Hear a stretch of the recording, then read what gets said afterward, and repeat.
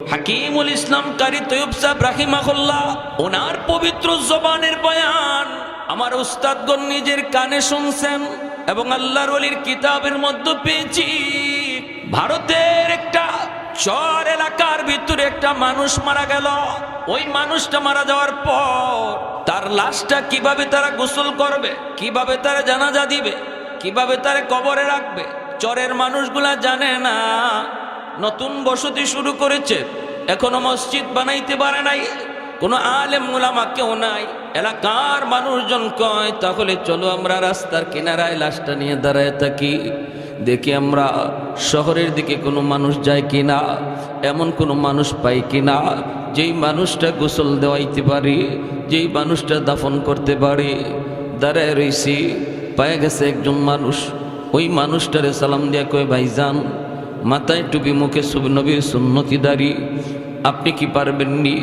আমরা বড় বিপদে পড়েছি, আমাদের এই ভাইটারে নিয়া কেমন করে তারে গোসল দিব, কেমন করে তারে কাফন পরাবো, কেমন করে জানাজা দিব জানি না।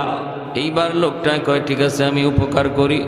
সে সব কাজগুলি করলো, কবরস্থানের ভিতরে নিয়ে গেল, কবরের ভিতরে নামলো, কবর সুন্নত তরিকায় লাশটা রাখলো।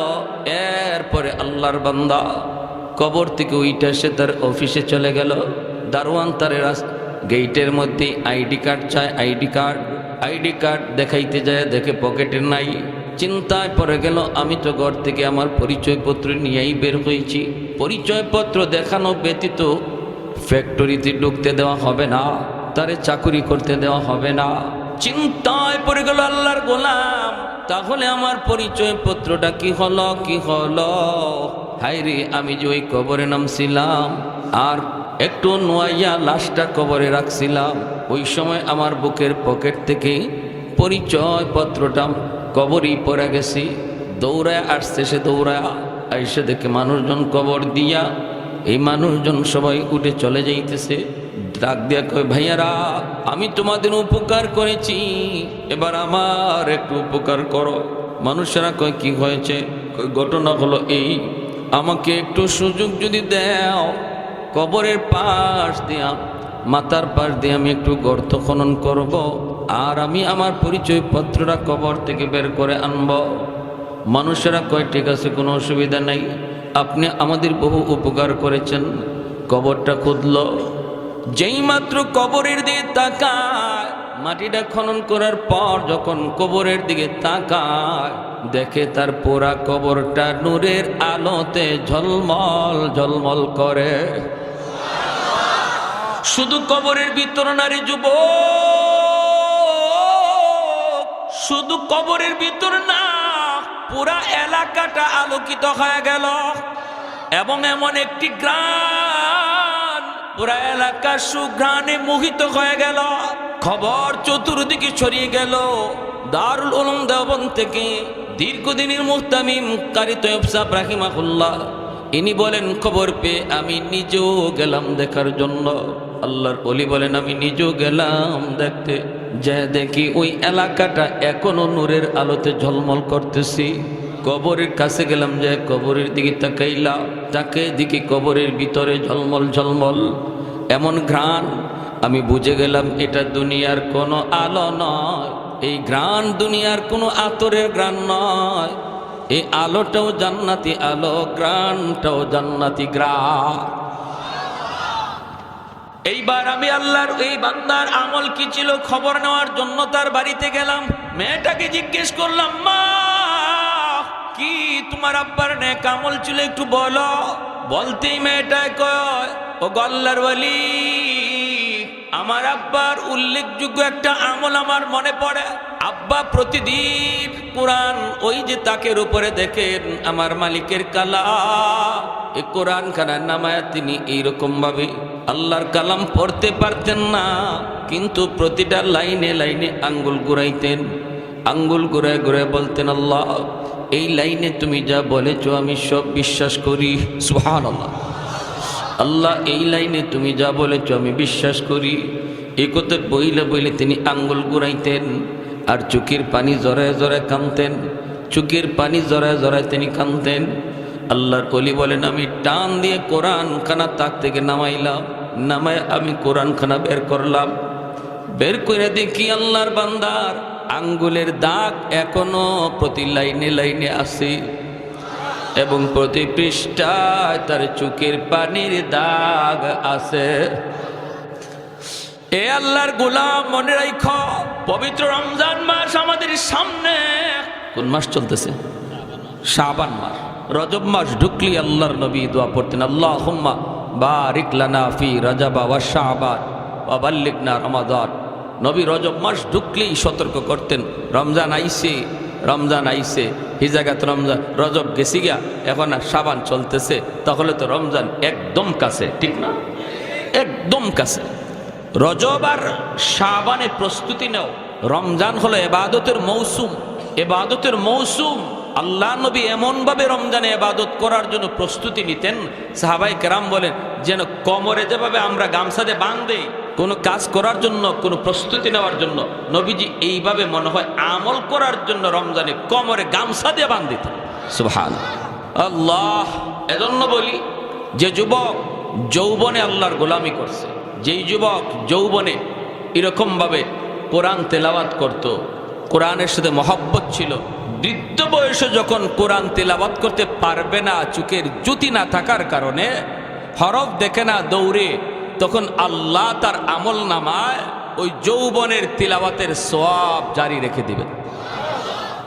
সরকার যেমন পেনশন দেয়, নির্ধারিত বয়স পর্যন্ত সরকারি চাকরি করার পর বয়স যখন ওভার হয়, সরকার কয় তোমার উপরে আমি খুশি, এখন তুমি ঘরে বসা থাকো, ঘরে বসায় বসায় তোমারে বেতন দিব। ঠিক তেমনি সকল সরকারের সরকার আমার আপনার খালিক আর মালিক বলে, বান্দা তোমার গায়েও যতদিন শক্তি ছিল আমি আল্লাহরে খুব খুশি করে নিছ, এখন আমি আল্লাহ তোমার অতিরিক্ত দায়িমী আমলগুলি ঘরে বসাইয়া আমলের পেনশন দিব। জোরে কোন সুবহানাল্লাহ। আমার ভাইয়েরা, বন্ধুরা, যুবক, এজন্য বলি, কেন বলতেছিলাম কথাগুলি জানোনি? কারণ হলো তোমার মতো যুবকের ইবাদতের কারণে আল্লাহ পাক আসমান টিকায় রাখছে, জমিন আল্লাহ টিকায় রাখছে। জোরে কোন সুবহানাল্লাহ। তোমার মতো যুবক, যেই যুবক যৌবনে আল্লাহর গোলামি করে, যেই যুবক যৌবনে আল্লাহকে ভয় করে, যেই যুবক যৌবনে বেয়াদবি করে না, যেই যুবক যৌবনে আল্লাহকে পাইছে, ওই যুবকের দিকে তাকাইয়া আল্লাহ আসমান জমিন টিকায় রাখছে। কেমন করে, কিভাবে কিভাবে রে যুবক? হাদিসে কুদসি আল্লাহ পাক বলে, আলা কুল্লা ইয়াউমিন ওয়াল আরদা ইস্তাজিলু রাব্বাহু ওয়াল বাহরা ইস্তাজিলু রাব্বাহু ওয়াল মালাইকাতু ইস্তাজিলু রাব্বাহু। আল্লাহ বলেন, প্রতিদিন জমিন আল্লাহর কাছে আবদার করে, মালিক আর কত আমি গুনাহগারের গুনাহগুলি দেখব, ও মালিক আর কত আমি জালেমের জুলুম সইব। আল্লাহ বলে, কে কি হয়েছে বল? কয়, আবতালি ইবনা আদম ফি কারি, আমি ওই জালেমগুলির আমার পেটের ভিতরে গিলে ফেলবো। কেন, কি জন্য? কইলে আন্নাহুম ইয়ারযুকু বিরিজকিকা ওয়া ইয়াসিকা, এরা তোমার দেওয়া রিজিক খায় অথচ তোমার নাফরমানি করে। ওয়া ইয়াতাকাল্লামু বিলিসানিকা ওয়া ইয়াসিকা, এরা তোমার দেওয়া জবান দিয়া তোমার নাফরমানি করে, তোমার দেওয়া হাত দিয়া তোমার নাফরমানি করে, তোমার দেওয়া পা দিয়া তোমার নাফরমানি করে। আসবিরু ইলা মাতা আসবিরু, মালিক আমি জমিন আর কত এগুলা দেখব, আমি জমিন আর কত ধৈর্য ধরব। আল্লাহ বলেন, শুধু জমিন নয়, জমিন নয়, সাগর মহাসাগর গুলি প্রতিনিয়ত আল্লাহর কাছে আবদার করে। ওই যে বঙ্গোপসাগর, সাগরের পারে যায় কত মানুষগুলি তারা অন্যায় করে, সাগরের পারে যায় তারা গুনাহ করে। সাগরের পানি প্রতিনিয়ত আল্লাহর কাছে আবদার করে, ও মালিক আমি সাগর আর কত অন্যায় দেখব, আর কত গুনাহগুলি দেখব, আর কত জুলুম আমি দেখব। আমি সাগরের পারে আইসা জালেম যে অন্যায় করে, অনুমতি দাও, অনুমতি দাও, ওদের গুনার কারণে জমিন নাপাক হয়ে গেছে, আমাকে তুমি একটু অনুমতি দিবানি, আমি সবগুলি নাফরমানকে ডুবাইয়া জমিন পাক বানায় দেব। এমনি ভাবে আল্লাহ পাক রব্বুল আলামিন কয় ফেরেশতারা পর্যন্ত আল্লাহর কাছে এরকম আবদার করে। রব্বুল আলামিন ডাক দেয়া কয় চুপ করো চুপ করো, এ জমিন থাম থাম, আমার আর আমার বান্দার ভিতরে তুমি নাক গলাইতে আসবা না। আমি আল্লাহ দেখি এই জমিনে কেমন অন্যায় হয়, কেমন অত্যাচার হয়, এরপরও কেন ধরি না জানুনি? কারণ এই মানুষকে আমি আল্লাহ বড় আদর করে বানাইছি। আসমান আল্লাহ বানাইছেন কুন ফায়াকুন বইলা, জমিন আল্লাহ বানাইছেন কুন ফায়াকুন বইলা, ফেরেশতাও আল্লাহ বানাইছেন কুন ফায়াকুন বইলা। কিন্তু আমারে আপনারে আল্লাহ পাক কুন ফায়াকুন বইলা বানায় নাই। আমারে আপনারে যখন আল্লাহ বানাইছে খালাকতু বিয়াদাইয়া, আল্লাহ বলে বান্দারে আমি তোরে বানাইছি আমার নিজের হাত দিয়া। সুবহানাল্লাহ। কারণ এই চেহারার মধ্যে এত দামি কপাল, এই কপাল দিয়া বান্দা আমার কুদরতি কদমে সেজদা দিবে। এই কপালটার এত দাম, এই কপাল ফেরেশতাদের হাতে বানাইলে হয় না, এই কপাল কুন ফায়াকুন বললে হয় না। এই কপাল আমি আল্লাহ নিজের হাতে বানাইছি। আল্লাহ পাক কয় রে জমিন, আমি আল্লাহ দেখি কেমন অন্যায় হয়, কেমন অত্যাচার হয়। যতদিন পর্যন্ত জমিনে 4 শ্রেণী থাকবে আমি আল্লাহ জমিন টিকায় রাখব। লাউলা মাশাইখ রক্কা ওয়াশ-শাবাবু খুশা ওয়াল আতফালু রুদ্দা ওয়াল আনআমু রুদ্দা লাজআলতুস সামাআ হাদিদা ওয়াল আরদা খাফসাফা ওয়াত তুরাবা রামাদা ওয়ামা আনজালতু মিনাস সামাই কাতরা ওয়ামা আম্বাতু মিনাল আরদি নাবাতা বাল আনজালতু আলাইকুমুল আযাবা সাব্বা। আল্লাহ পাক বলেন এই জমিনের ভিতরে আমার কিছু বান্দাবান্দি আছে, এমন কিছু বান্দাবান্দি আছে বৃদ্ধ, চুল দাড়ি তার সাদা হয়ে গেছি, কোমরে তার ব্যথা, হাঁটুতে তার ব্যথা, সেজদা করতে আমি আল্লাহকে তার বড় কষ্ট হয়। এরপরও আমার বান্দা কষ্ট করে করে আমার কুদরতি কদমে সেজদা দেয়। তার সেজদার দিকে তাকাইলে এই জমিনের প্রতি আমি আল্লাহর মায়া লেগে যা। ওই সাদা চুল সাদা দাড়ি মানুষটা আল্লাহর কাছে এত দামির যুবক কখন? যখন এই বয়সে সে আল্লাহর কদমে সেজদা দেয়, চেয়ারে বসে নামাজ আদায় করতে চায় না। না না, কষ্ট হলো সে জমিনে মাথা টেকায় সেজদা দেয়। আল্লাহ পাক বলে ওই বৃদ্ধ বান্দা বান্দি কষ্ট করে যখন আমাকে সেজদা দেয়, এই সেজদার দিকে তাকাইলে জমিনের প্রতি মায়া লেগে যায়। ওয়াশ-শাবাবু খুশা, আল্লাহ বলেন 2 নম্বর হলো জমিনের ভিতরে এমনও কিছু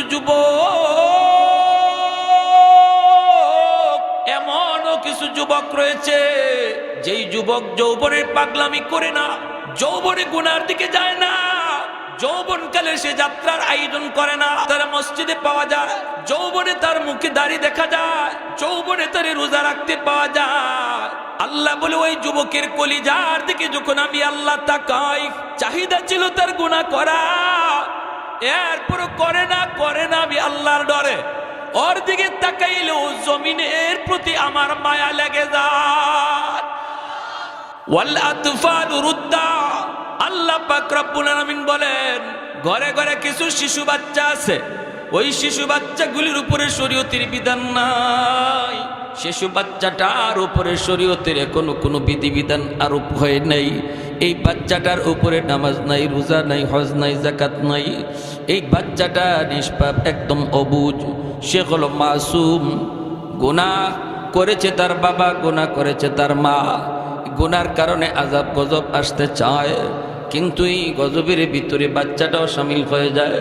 অথচ এই বাচ্চাটার কোনো গুনাহ নাই, এই বাচ্চাটার কোনো অন্যায় নাই। সে যখন টুট ভাঙ্গা আমি আল্লাহর গজব দেখে কান্দে, ওই বাচ্চাটার কান্না দেখেও আমার জমিনের প্রতি মায়া লেগে যায়। 4 নম্বর আল্লাহ বলেন হাঁস মুরগি গরু ছাগল হায়ওয়ানাতগুলি জমিনের মধ্যে রয়েছে, এদের উপর শরীয়তের কোনো বিধিবিধান নাই। গরু ছাগলের উপর নামাজ নাই, রোজা নাই, এদের কোনো গুনাহ নাই, অন্যায় নাই। জমিনে আযাব গজব আসে মানুষের গুনার কারণে। এই মানুষের গুনার কারণে যখন আসমানি গজব জমিনি গজব আসে, এই গজবের ভিতরে হাঁস মুরগি গরু ছাগল এরাও গজবের শামিল হয়ে যায়। আল্লাহ পাক বলেন, এদের দিকে তাকাইলো আমি আল্লাহ জমিনের প্রতি আমার মায়া লেগে যায়। এজন্য ভাইরা মনে রাখবা, ছোট বাচ্চাগুলির মারধর করবা না, বকাবকি করবা না, ধমক দিবা না। বাচ্চা দেখলে আদর করে, যুবক বাচ্চা দেখলে আদর কইরো, কারণ এই বাচ্চার খাতিরে আল্লাহ তোমাকে আমাকে খাওয়াইতেছে। এই বাচ্চাটার উসিলায় আল্লাহ তোমাকে আমাকে বাঁচায় রাখছে।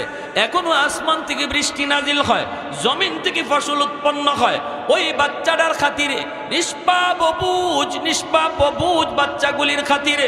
অতএব বাচ্চাগুলিরে মারধর কইরো না, ধমক দিও না, গালমন্দ কইরো না। এর যুবক আর মুরব্বী মানুষদেরকে শ্রদ্ধা কইরো, কারণ মুরব্বী মানুষ চুলদারি সাদা হওয়ার পর আল্লাহর কাছে তার দাম এত বেড়ে যায়।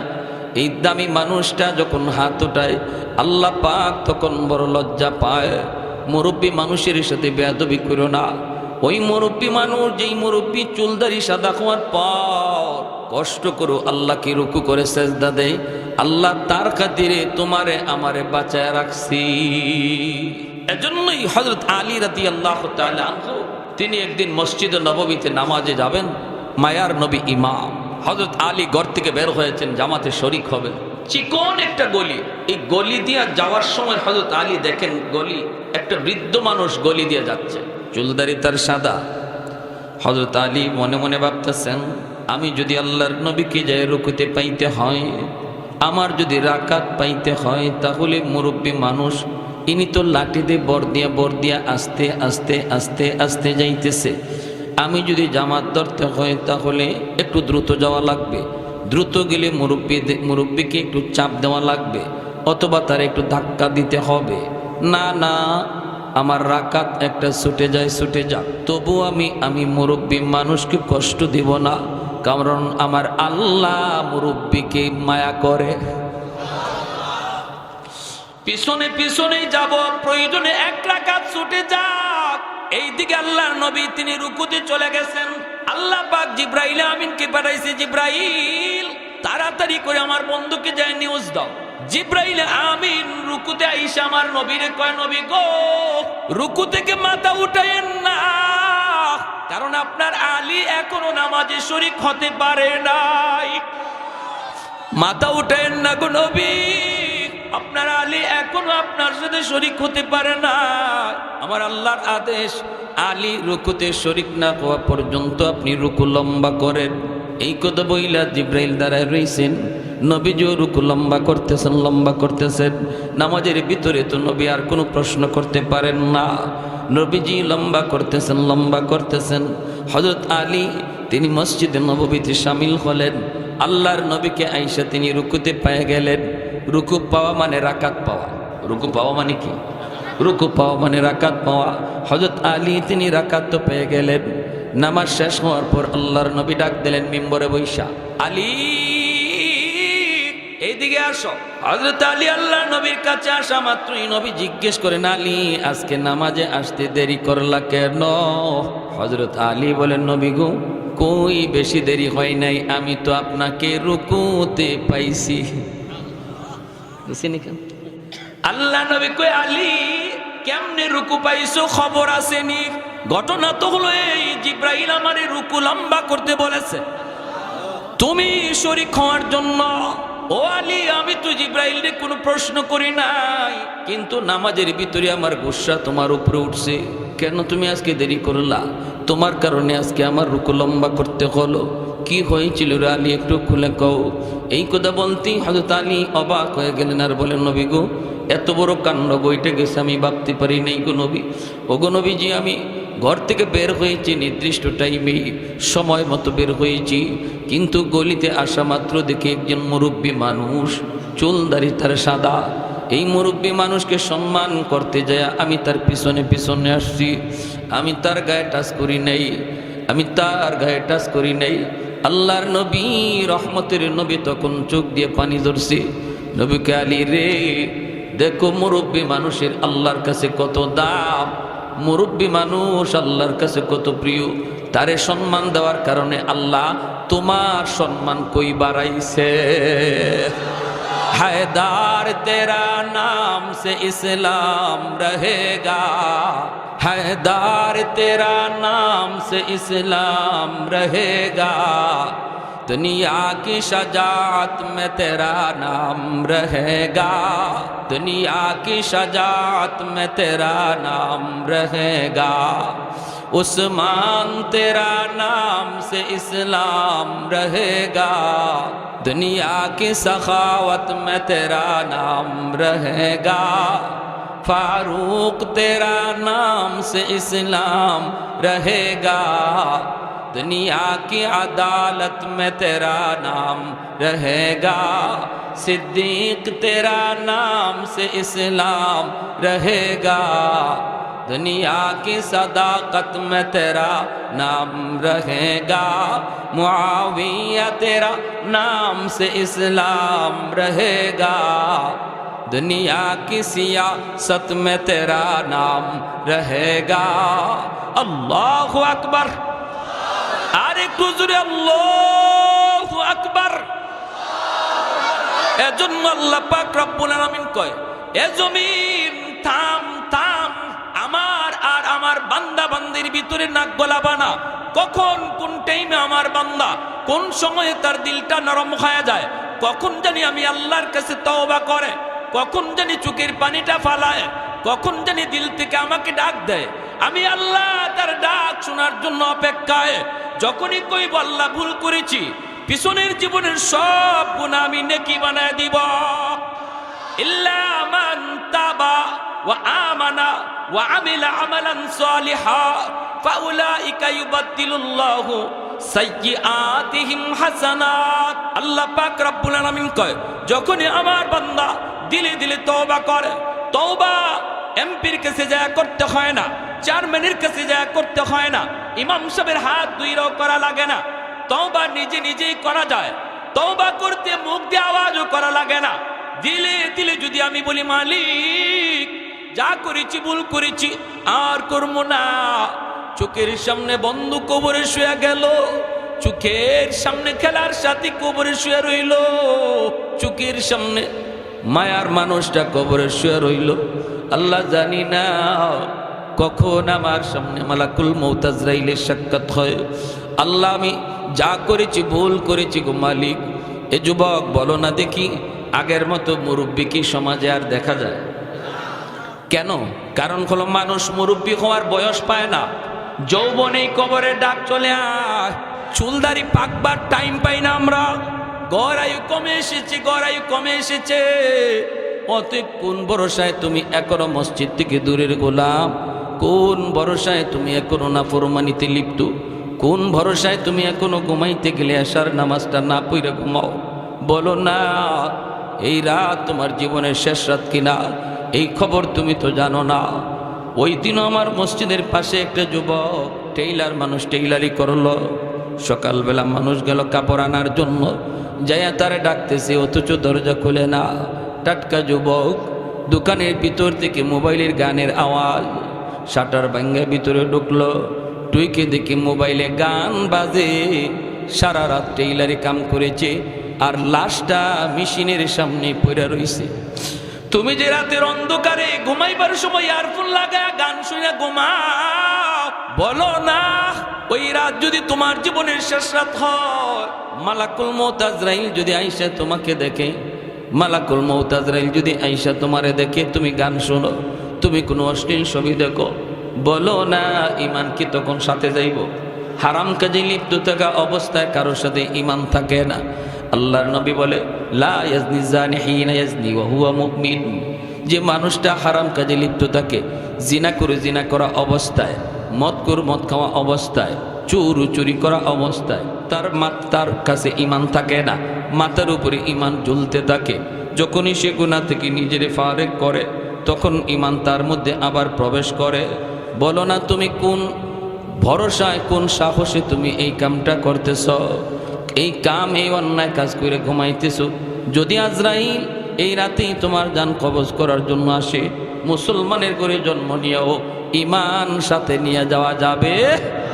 এজন্য বলতেছি আল্লাহ কই জমিন আমার বান্দা বান্দি দিনে তওবা করবে, আমি দিনে কবুল করব, রাতে তওবা করবে, রাতে কবুল করব, সকালে তওবা করবে, সকালে কবুল।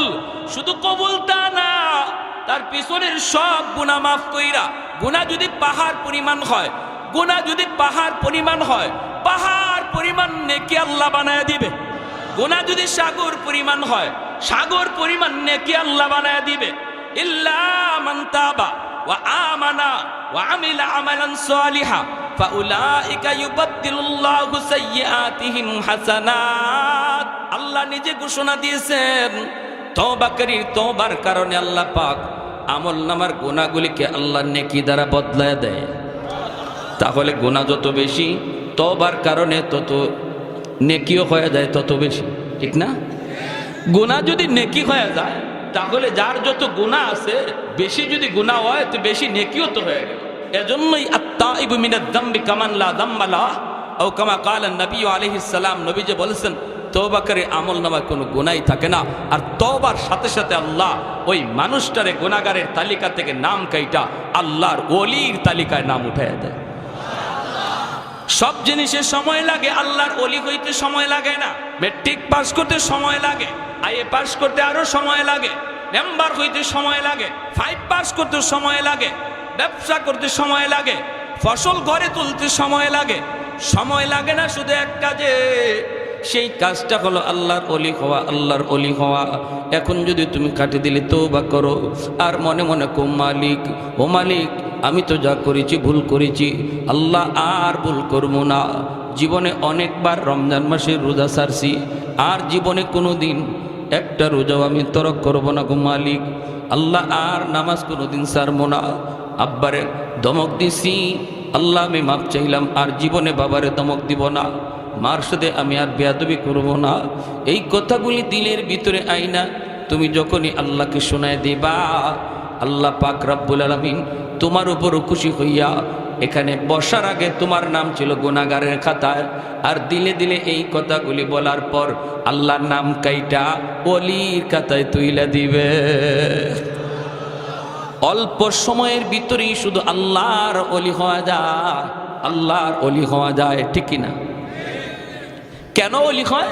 কারণ হলো তার পিছনের সব গুনাহ তো আর গুনাহ নাই, নেকি হয়ে গেছে।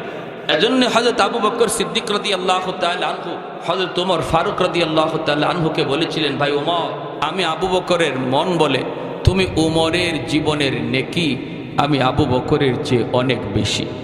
হযরত ওমর বলেন দলিল, সিদ্দিক আকবর বলেন দলিল হলো আল্লাহর কোরআনের আয়াত। কোন আয়াত? কই ইল্লা মান তাবা ওয়া আমানা ওয়া আমিলা আমালান সালিহা ফাউলাইকা ইউবাদদিলুল্লাহু সাইয়্যাতিহিম হাসানাত।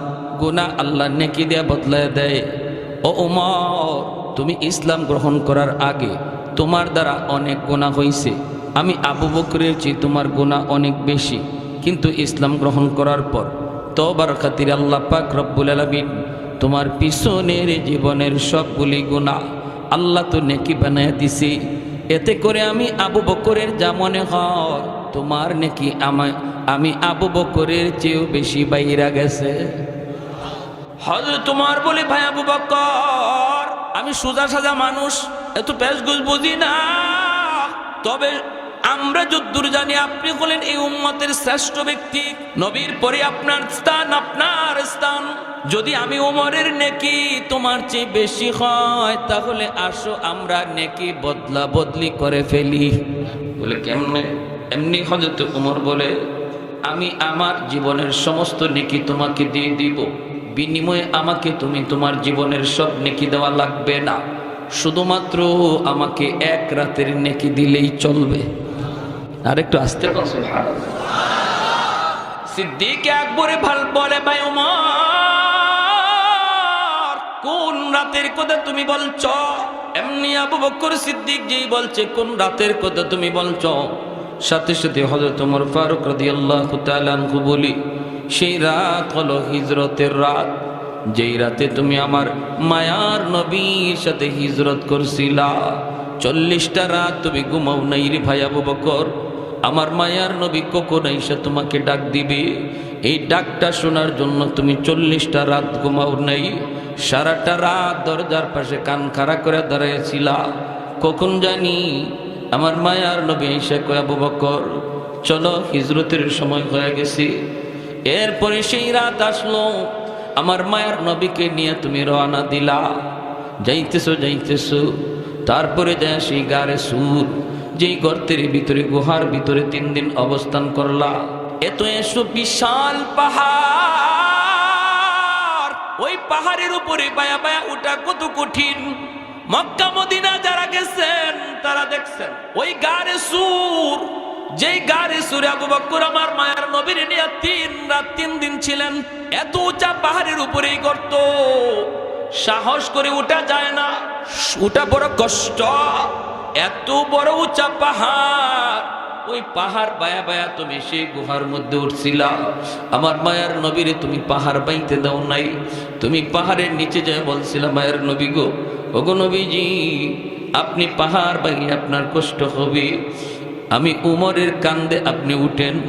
তুমি আমার মায়ার নবীর নিজের কান্দে উঠাইছিলা, এরপরে নিজে নবীকে কান্দে লইয়া এত উঁচা পাহাড় বায়া বায়া গুহার কাছে গেছো। সেই গুহার কিনারায় যাইয়া আমার দয়ার নবীর তুমি গুহার মুখে দাঁড় করে কইছো নবী গো আপনি গুহার ভিতরে আগে ঢুইকেন না গো নবী, আমি আগে ঢুইকে দেখি গুহাটা নিরাপদ কিনা, গুহাটা নিরাপদ কিনা। যদি আমি আবু বকরের জীবনও চলে যায় উম্মতের তো ক্ষতি হবে না, কিন্তু আপনার যদি কোনো ক্ষতি হয়, কোনো জীব জানোয়ার, হিংস্র জীব জানোয়ার যদি ক্ষতি করে, উম্মত কোনোদিন সেই ক্ষতিপূরণ দিতে পারবে না। আমার মায়ের নবীর দাঁড় করায়া নিজে তুমি যায় ঢুকছো, ঢুইকে তুমি সবগুলি গর্তের মুখ পাগড়ির কাপড় সিরা সিরা বন্ধ করছো, যেন কোনো সাপ বিচ্ছু বের হইয়া আমার মায়ার নবীর কোনো ক্ষতি করতে না পারে। এরপরে তুমি একটা গর্তের মুখ বন্ধ করার মতো কাপড় তোমার ছিল না, ওই কাপড়টা না পাওয়ায় নিজের পা দিয়ে তুমি গর্তের মুখ আটকে রাখছো। এরপরে আমার নবীর ভিতরে ঢুকাইছো। ঘুমের প্রয়োজন ছিল তোমার বেশি, কারণ 40 রাত তুমি ঘুমাও নাই, কিন্তু নিজে না ঘুমায়া মায়ার নবীর নিজের উরুতে ঘুম পাড়াইছ। আমার মায়ের নবীর ঘুম পাড়াইছো নিজে না ঘুমাইয়া। সাপে তোমার কামড় দিল, বিষের যন্ত্রণায় অস্থির, কিন্তু কামড় দিয়া দাঁতে কিরবিরি খায়া তুমি হজম করেছো। যন্ত্রণায় বডি নাড়ানাড়ি করো নাও, বডিটা তুমি নাড়াও নাই, কারণ বডি নাড়াইলে আমার মায়ার নবীর ঘুম ভেঙে যাবে। এতটা হজম, এতটা হজম, এতটা হজম তুমি করেছো, এতটা ধৈর্য তুমি ধরছো। ও ভাই আবু বকর, আমি ওমরের জীবনের সব নেকি তোমাকে দিয়ে দিলাম, বিনিময়ে তুমি আমাকে ওই 1 রাতের নেকি দিয়ে দাও। সিদ্দিক আকবর বলে ভাই ওমর, আমি আবু বকর নিজেও তো জানি না ওই রাতে আমার কি পরিমাণ নেকি হইছে। বদলা বদলি করব পরে, আগে চলো আমরা যাই নবীর কাছে, যাই নবীকে জিজ্ঞেস করি এই রাতে আমার কি পরিমাণ নেকি হইছে। দুজন চলে আসলেন আল্লাহ নবীর কাছে। আয়েশা নবীকে জিজ্ঞেস করেন মায়ের নবী গো, ওগো নবীজি আমরা দুজন জীবনের নেকি পাল্টা পাল্টি করতে চাই। ওমর তার জীবনের সব নেকি আমাকে দিতে চায়, বিনিময়ে সে আমার 1 রাতের নেকি নিতে চায়। আমি নিজেও জানি না ওই রাতে আমার কি পরিমাণ নেকি হইছে, আপনার কাছে জানতে এসেছি গো নবী। নবী বলেন আবু বকর কোন রাত? সিদ্দিক বলেন সেই রাত হলো আপনার সঙ্গে হিজরতের রাত। এই কথা বলতেই মায়ার নবী কয় আবু বকর বদলাইবা কি বদলাইবা না, পাল্টা পাল্টি করবা কি না, আমি নবী কোনো মত দিব না, আমি কোনো পরামর্শ দিব না, কারণ দুজন আমার নবীর বড় মায়ার। নবী কোন সিদ্ধান্ত দিবেন আর কে খুশি হয় কে বেজার হয়, এজন্য নবী কয় না আমি কোনো সিদ্ধান্ত দেব না, সিদ্ধান্ত তোমাদের। দুজন হলেন মায়ার নবীর ডান হাত বাম হাত, নবীর পরম বন্ধু। আজও আমার নবী রওজায়ে আতহারে 2 বন্ধুকে নিয়ে চিরনিদ্রায় শুয়ে আছেন। আজও মদিনার রওজাত খানে আমার নবীর পাশে আবু বকর সিদ্দিক আর হযরত ওমর ফারুক রাদিয়াল্লাহু তাআলা আনহুমা। এজন্য নবীকে আমি সিদ্ধান্ত দেব না, তবে যেই কথা তুমি জানতে চেয়েছো ওই রাতে তোমার কি পরিমাণ নেকি হয়েছে এই কথাটা আমি তোমারে বলতে পারি রে আবু বকর। শোনো তাহলে, শুধু উমরের জীবনের নেকি না, গোটা উম্মতের নেকি যদি এক পাল্লায় রাখা হয় আর তোমার এক রাতের নেকি এক পাল্লায় রাখা হয়, তোমার পাল্লা ভারী হয়ে যাবে। আল্লাহু আকবার। এজন্য রে যুবক, একটু দিলটা নরম করে কথাগুলি শোনো। এই জায়গায় বসে যদি তুমি দিলে দিলে নিয়ত করো, মালিক আমি আর জীবনে গুনাহ করবো না, আর জীবনে তোমারে নারাজ করবো না, আল্লাহ পাক মুহূর্তের ভিতরে তোমার নাম গুনাহগারের তালিকা থেকে কাইটা ওলির খাতায় লিখবে। কেন? কারণ তোমার পিছনের জীবনে আর গুনাহ নাই। শুধু তা না, গুনাহগুলি নেকি দ্বারা বদলানোর কারণে নেকিও ডাবলের ডাবল হয়ে গেছে। সুবহানাল্লাহ। তাহলে তওবার এত দাম, ঠিক কিনা জোরে কোন? হ্যাঁ, জুন্নুন মিসরি রহমাতুল্লাহি আলাইহি। অসুবিধা হইতেছে আপনাদের? কি ভাই অসুবিধা হইতেছে? শাইখে গাজীনগরী রহমাতুল্লাহি আলাইহি, শাইখে বাগা, শাইখে কৌরিয়া, শাইখে কাতিয়া, আল্লাহর ওলিরা তারা প্রত্যেকেই আল্লাহর ওলির খাতায় নাম লেখাইছেন যৌবনকালে। এজন্য বয়স যত বাড়ছে আল্লাহ মর্যাদা তত বাড়ায় দিয়েছে। যখনই একজন মানুষ যৌবনে আল্লাহকে গোলামি করবে, আল্লাহরে ভয় করবে, তখন বয়স যত বাড়বে মানুষের কাছে দাম কমবে, মানুষে তার ইজ্জত দিতে চাইব না, কিন্তু আল্লাহ তার ইজ্জত বাড়ায় দেবে। আর আল্লাহ যার ইজ্জত বাড়ায় মানুষের কাছে ইজ্জত বাড়িয়ে যায়, ঠিক কি না? যে লোকের যৌবনে ইবাদত নাই সে বুড়া হইলে কোনো দাম নাই, আর যে যুবকের যৌবনে ইবাদত আছে বুড়া হইলে পরে আল্লাহ তার ইজ্জত বাড়ায়। শুধু বাড়ায় না, দেখেন না আহমদ শফি রহমতুল্লাহি আলাইহি কয়জনে চিনতাম, বুড়া বয়সে তামাম দুনিয়া চিনল, ঠিক না জোরে কর? তামাম দুনিয়া চিনল, তামাম দুনিয়া চিনল, তামাম দুনিয়া চিনল। প্যারে হাজিরিন, এজন্য বলতেছি জুন্নুন মিসরি আল্লাহর বহুত বড় একজন বুজুর্গ, ইনি নদীর পার দিয়ে হাঁটতেছেন, আর দেখেন একটা বিচ্ছু, খুব বিষাক্ত একটা বিচ্ছু নদীর পারে দাঁড়ায় রয়েছে। বিচ্ছুরা নদী পার হতে চায়, কেমন করে নদী পার হবে? নৌকা নাই, খেয়া নাই, কিছুই নাই। আল্লাহর ওলি জুন্নুন মিসরি দাঁড়ায় রইলেন, দেখি বিচ্ছুটা কেমন করে নদী পার হয়। হঠাৎ করে দেখেন পানির নিচ থেকে একটা কচ্ছপ পানির উপরে উঠল, ভাসতে ভাসতে নদীর কিনারায় পৌঁছলো, আর বিচ্ছুটা লাফ দিয়া কচ্ছপের পিঠে বসলো। কচ্ছপ নিজে খেয়া হইয়া বিচ্ছুটাকে নদী পার কইরা দিল। এই দৃশ্য দেখে জুন্নুন মিসরি কয়, আল্লাহ তুমি তোমার কুদরতে বিচ্ছুরে নদী পার করা দিছো, আমারও তো নদী পার হতে মন চায়, কিন্তু কেমন করে নদী পার হব? আল্লাহ নদীতে কোনো নৌকা নাই, কোনো খেয়া নাই, আল্লাহ আমারও মন চায় নদী পার হতে, আমিও দেখতে চাই বিচ্ছুটা কই যায়, কেন তুমি নদী পার করায় দিছো বিচ্ছুরে? আল্লাহ পাক তার অলির অন্তরে ইলহাম করলেন, হাতের জায়নামাজ পানিতে বিছায়া দাও, জায়নামাজে বসে পড়ো, আমি আল্লাহ জায়নামাজে বসে নদী পার করায় দেব। এই ক্ষমতা আল্লাহর আছেনি না নাই? মানুষ যা পারে না পারে কে? মানুষ যা দেখে না দেখে কে? মানুষ যা শুনে না শুনে কে? এ যুবক, রাতের অন্ধকারে কেউ তোমারে দেখে না, দেখেন কে? এ যুবক, মা দেখলো না, বাবা দেখলো না, উস্তাদে দেখলো না, চেয়ারম্যানে দেখলো না, মেম্বারে দেখলো না, দেখলো কে? আর একটু জোরে কও, দেখলো কে?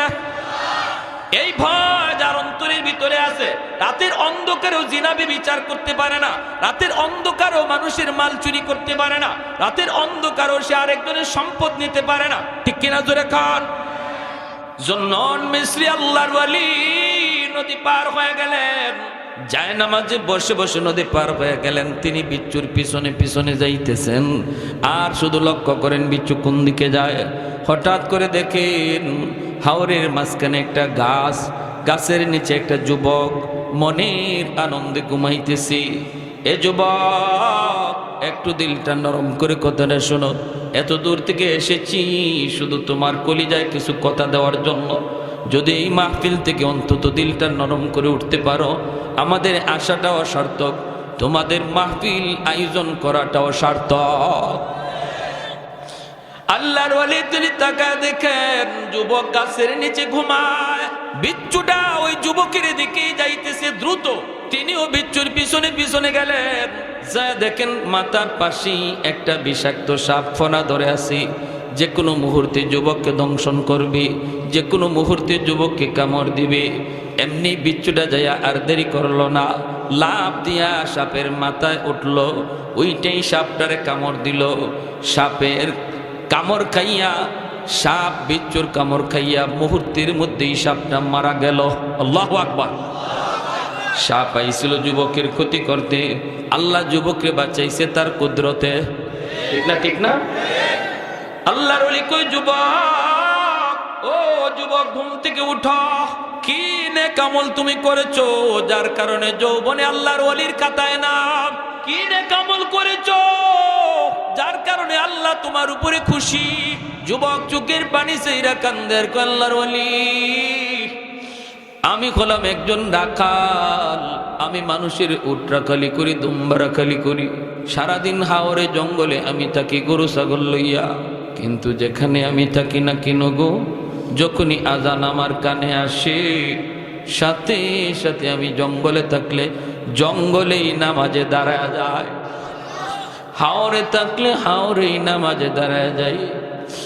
আল্লাহর গোলাম, অনেকে এখানে আছেন আপনারা কৃষক, কৃষিক্ষেত করেন, ফজরের সময় আপনি বের হন আপনার জমি জমায়, ফজরের আজানটা আপনার কানে আসে, এরপরও অনেক ভাই ফজরের নামাজ না পড়ে জমিতে চইলা যায়।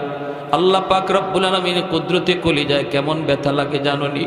আল্লাহকে বান্দারি ফুঞ্জি দিলাম আমি আল্লাহ তোরে, সুস্থ দুইটা হাত আমি আল্লাহর দেওয়া ফুঞ্জি, সুস্থ দুইটা পা আমি আল্লাহর দেওয়া ফুঞ্জি, সুস্থ দুইটা চোখ আমি আল্লাহর দেওয়া ফুঞ্জি, সুস্থ একটা বিবেক আমি আল্লাহর দেওয়া ফুঞ্জি।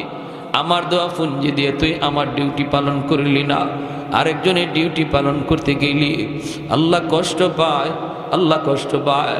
আল্লাহ ডাক দেয়, ইয়া আইয়ুহাল ইনসান মা গাররাকা বিরাব্বিকাল কারীম, বান্দা তোরে কে আমি আল্লাহ থেকে ভুলাইয়া দিল, বান্দারে কে তোরে আমি আল্লাহ থেকে তো ভুলাইয়া দিল।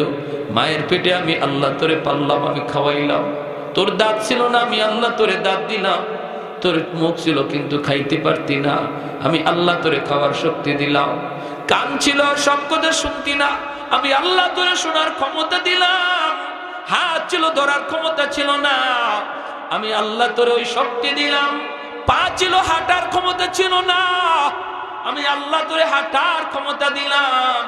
আজ তোরে কে আমি আল্লাহ থেকে ভুলায় নিল, কোন জিনিস তোকে আমার থেকে ভুলায় দিল? এই বইল আল্লাহ বান্দার পিছনে পিছনে কুদরতি হাতে ডাকে, বান্দা যাইস না যাইস না, আয় আমি আল্লাহর কদমে দুইটা সেজদা দিয়া যা, দুইটা রাকাত ফজরের নামাজটা পড়ে তুই হাওরে যা। যখনই তুমি ফজরের নামাজটা পড়ে তুমি হাওরে গেলা, আল্লাহ তোমার উপরে খুশি হয়ে গেছে, কারণ আল্লাহ নিজে কইছে বান্দা ফজরের নামাজটা পড়ছো, এখন তুমি বের হয়ে যাও। ফাইদা কুদিয়াতিস সালাত ফান্তাশিরু ফিল আরদ ওয়াবতাগু মিন ফাদলিল্লাহ, আমার বিধান ফরজ আদায় করেছো, এইবার তুমি জমিতে যাও, বাজারে যাও, দোকানে যাও, চাকুরির টেবিলে যাও, রিজিক অন্বেষণ করো। আল্লাহর হুকুম মানতে তুমি জমিতে গেছো, জমিতে যায় তুমি জমির কাম শুরু করেছো, নিয়ত করেছো আল্লাহ জোহরের আজান করলে আবার জমির আইলেই নামাজে দাঁড়ায় যাব। যখনই তুমি ফজর পইরা জোহরের নামাজটাও তুমি জমির আইলে দাঁড়ায় গেছো, আল্লাহ পাক ফেরেশতাদেরকে কয়, ফেরেশতারা তাকায় দেখ আমার বান্দা এত ব্যস্ততার ভিতরে আমি আল্লাহর হুকুম বলে না, দেখ দেখ আমি আল্লাহ তোদেরকে পেট দেই নাই, আমি তোদেরকে বিবি বাচ্চা দেই নাই, এজন্য তোদের জমি জমা করা লাগে না। তোমরা ফেরেশতারা 24 ঘন্টা আমার জিকির করো, কারণ তোমাদের বউ বাচ্চা নাই, তোমাদের পেট নাই, খাওয়ান লাগে না। আমি আমার বান্দারে পেট দিছি, খাওয়ানোর চাহিদা তার আছে, বিবি বাচ্চার জিম্মাদারি আছে, এত জিম্মাদারি থাকার পরেও দেখ আমার বান্দা আমাকে ভুলে নাই। অতএব ফজর থেকে নিয়ে জোহর পর্যন্ত যতটুকু সময় সে জমিতে কাম করছে, এতটুকু সময় নফল তসবির ভিতরে ঢুকায় দাও। তোমরা যতক্ষণ তসবিহ জপো এইভাবে আমার বান্দার টাইমটারও তসবিহ জপার ভিতরে ঢুকায় দাও, নফল বন্দিগির ভিতরে ঢুকায় দাও। অতএব আমার ভাই, জমি জমার কাম কইরো তুমি আল্লাহর অলি হইতে পারবা। জমি জমার কাম কইরো আল্লাহর অলি হইতে পারবা। শুধুমাত্র আরেকজনের জমির আইল কাইটো না, আইল কাইটো না, আরেকজনের ফানি নিজের জমিতে নিও না। আল্লাহরে ভয় কইরো। ফানি নেওয়ার সময় কেউ দেখলো না, দেখলেন কে? আরে কুজুরে বলো কে? এতটুকু অন্যায়ের কারণে তুমি আল্লাহরে নারাজ করে ফেলেছো। শুধুমাত্র আল্লাহর ভয় অন্তরে নিয়ে যদি চলতার, নাম ছিল অলির খাতায়। না যুবক, এমনটা কইরো না। আই কাইটা তুমি হয়তো 100টা জমি নিলা, 7 তবক জমিন আল্লাহ হাসরের মাটি তোমার গলায় লটকাইয়া দিব। 10টা দুনিয়ার সমান জান্নাত তুমি হাতছাড়া করবা। এক জাররা পরিমাণ মাটির জন্য 10 দুনিয়ার সমান জান্নাত তুমি হাতছাড়া করতেছো। এ বুদ্ধিমান না বুকা? এজন্য রে যুবক, জুলকারনাইন আরে তোমরা তামাম দুনিয়ার বাদশা ছিলেন, তামাম দুনিয়ার বাদশা। মৃত্যুর সময় কয় আমাকে তোমরা কবরে যখন নিয়ে যাবা, কাফনের বাহিরে আমার 2টা হাত বার করে রাখো। মানুষেরা কয় কেন, কি জন্য? দুনিয়ার মানুষে মেসেজ দিতে চাই আমি দুনিয়ার বাদশা ছিলাম, কিন্তু কবরে যাইতেছি খালি হাতে। কবরে যাইতেছি খালি হাতে, এই মেসেজটা আমি দিতে চাই। এজন্য ভাই, কেউ কোনোদিন কারো জমি দখল করো না। শক্তি দিয়া, ক্ষমতা দিয়া, গোষ্ঠীর বড়াই দিয়া দুর্বলের উপরে কোনোদিন জুলুম করো না। বহুত বড় নিয়ামত তুমি হারাইবা সামান্য কিছু পাওয়ার জন্য। বৃহৎ তোমার পাওয়া হাতছাড়া হয়ে যাবে। ভাইয়েরা, বন্ধুরা, যুবক ডাক দেয়া কো আল্লাহর ওয়ালি, আমি হাওরে থাকলেও হাওরে নামাজে দাঁড়ায় যাই। আর এখন যখন ঘুমাইতে যাব, গাছের নিচে যখন আমি ঘুমাইতে যাব, তখন আল্লাহকে ডাক দেয়া কই মালিক, ঘর থেকে বের হওয়ার সময় আমি আল্লাহর নাম লইয়া বের হই। তুমিও যখন ঘর থেকে বের হবা, এই দোয়াটা পড়বা, বিসমিল্লাহি তাওয়াক্কালতু আলাল্লাহ লা হাওলা ওয়ালা কুওয়াতা ইল্লা বিল্লাহিল আলিয়্যিল আযীম। আল্লাহ, তোমার উপর ভরসা করে বের হলাম। যখনই তুমি আল্লাহর উপর ভরসা করে ঘর থেকে বের হবা, বিসমিল্লাহ বইলা আল্লাহ কই বান্দা, আমার উপর তুমি ভরসা করছো, এখন তোমার নিরাপত্তাও আমি আল্লাহর জিম্মাদারি। ওয়া ইয়াতাওয়াক্কাল আলাল্লাহ ফাহুয়া হাসবু। আল্লাহ বলে যে আমার উপর 100 ভরসা রাখে, আমি আল্লাহ তার সাথে 100 লেনদেন করি। আমাদের ভরসাই তো আল্লাহর উপরে 100 নাই। 100 পারি না, করতামই পারি না, সন্দেহ থাকতেই যায়। যে মানুষ ইয়াকিনের সাথে আল্লাহর উপর ভরসা নিয়ে চলে, আল্লাহর সাথে আল্লাহ তার সাথে ওই রকমই ব্যবহার করে। সুবহানাল্লাহ ওয়া বিহামদিহি সুবহানাল্লাহিল আযীম। তাহলে ভরসা করব কার উপর? আরো জোরে বলেন, কার উপর? ঘর থেকে বের হব কার নাম লইয়া? কার নামে? আল্লাহর নামে।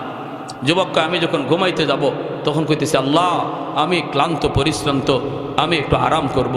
কিন্তু মালিক, কোন ভরসায় আরাম করি? আল্লাহ, কোনো তো আমার এখানে তো কেউ নাই, আপন বলতে কেউ নাই। যদি বিপদ আপদ আয়, বাঁচাইবার কোনো লোক নাই। আল্লাহ, তোমার উপর ভরসা করে আমি ঘুমাইলাম। এই বইলে আমি ঘুমাইছিলাম। আল্লাহর ওলি জুন্নুন মিসরি কয়, তুমি যে আল্লাহর উপরে 100 ভরসা করে ঘুমাইছো, এজন্য আল্লাহ তোমাকে 100 নিরাপত্তা দিছে। ইল্লাল্লাযীনা আমানু ওয়া আমিলুস সালিহাত ফালাহুম আজরুন গায়রু মামনুন।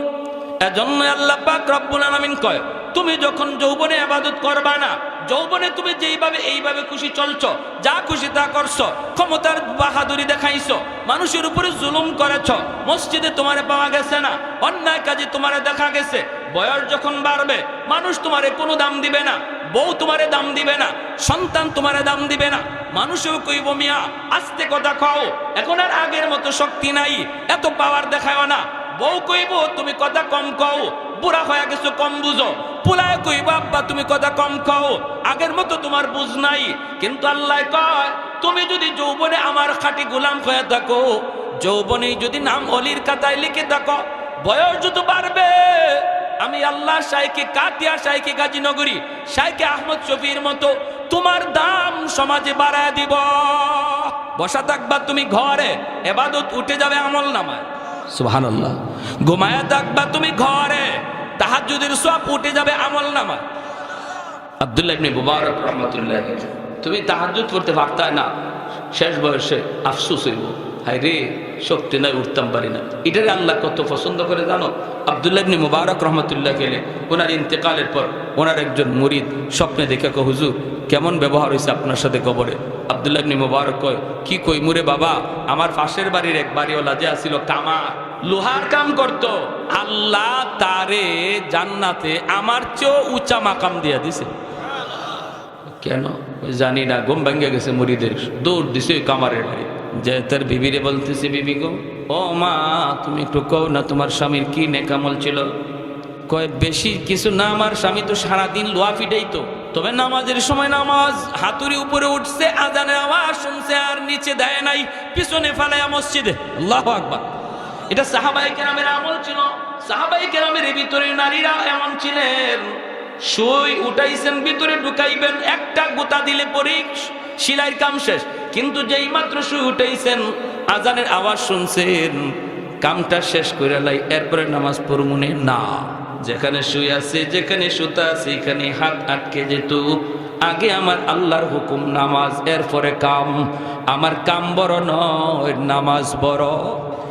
নামাজ বড় না কাম বড়? কাম বড় না নামাজ বড়? জমির কাম বড় না নামাজ বড়?